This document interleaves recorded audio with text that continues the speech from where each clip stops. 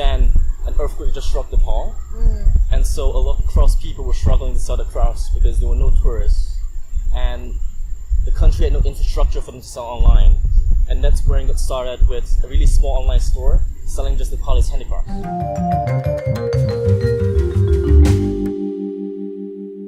Hey Tribe, Stephanie Dixon here for Green is the New Black TV, your guide to conscious living in Asia.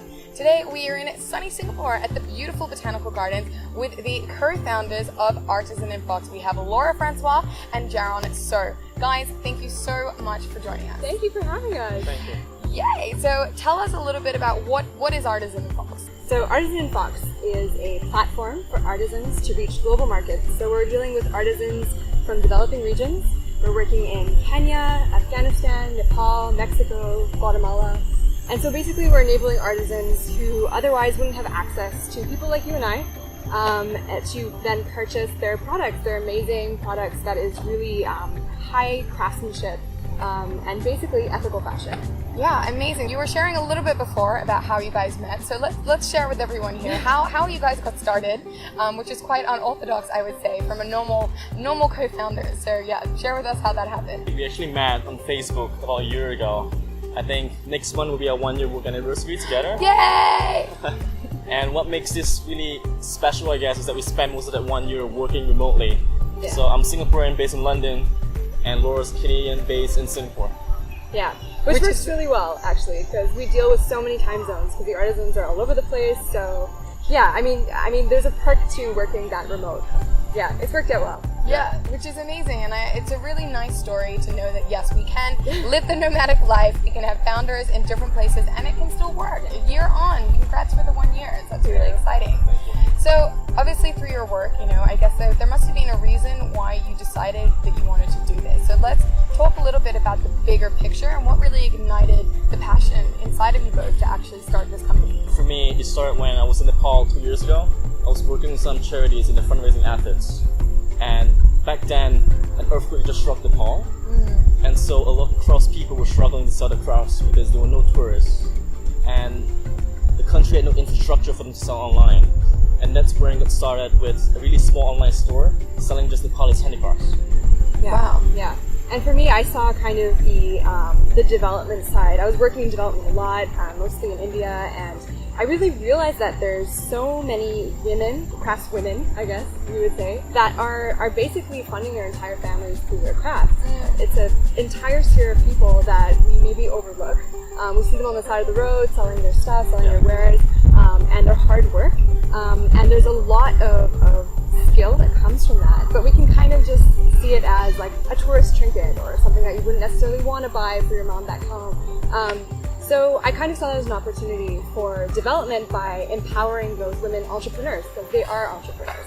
Which is really amazing. And you shared this really interesting stat about people who actually work in craftsmanship in developing countries, so maybe you can share that now. Yeah, it's the second largest employer. So first we have agriculture, farmers, and then secondly we have craftswomen who are artisans and that create these crafts, and that is their livelihood. So it's a really, really big group of people in these developing regions all over the world. Yeah, which I think a lot of people would probably have no idea about. So that's really interesting that we really need to start protecting and preserving the crafts more. So I think, a lot of people probably think of craftsmanship and they think about, the traditional tourist trinkets, as you kind of mentioned. So, but obviously the pieces we are wearing today are not your typical pieces. Maybe you can talk a little bit more about the ethical and the human side behind supporting artisans. Yeah, so when you buy something from a fast fashion supplier, even if it's a necklace or a pair of earrings for a couple dollars, that yes is mass produced, but it's mass produced by people.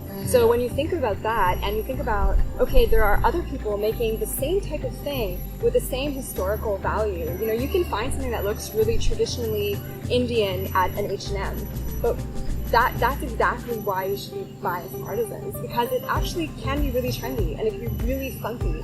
I love these earrings. They're from Kenya, and it's a guy who's exactly doing what Jaron had said, using traditional techniques of brass, but making it something that can be wearable. And I think when you think about the human hands, you have to just pick which hands. Do you want to support an entrepreneur? And that's a choice that you can make. by supporting craftsmanship. And of course, when you're supporting the entrepreneurs and the craftsmen, you're really getting a lot more quality, and it's going to be pieces that you can invest in and have for a lifetime, hopefully. Yeah. Which I think is really important. One question that we'd love to ask is, what would Mother Nature say if she could speak right now? First things that come to your mind. The first thing for me is she would probably remind us that we are tenants, we rent a room, but we don't own the place. It's not our place. So reminding us that, you own a room, take care of it. I think Mother Nature would say that it's too late to start thinking about how to minimize harm to the planet, because the harm is really done. And we need to start thinking about regenerating the planet instead.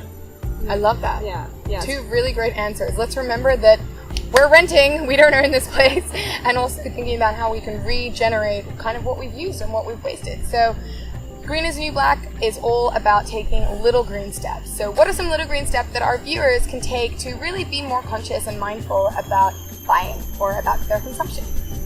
Well, the first foremost thing, my mantra, is just ask.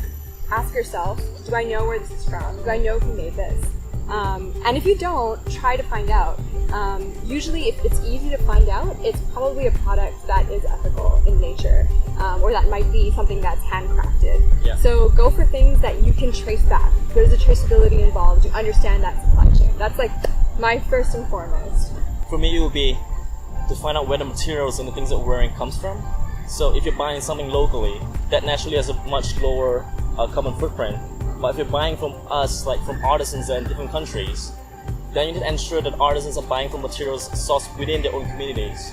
So they're not being flown in from a mine like 10,000 miles away.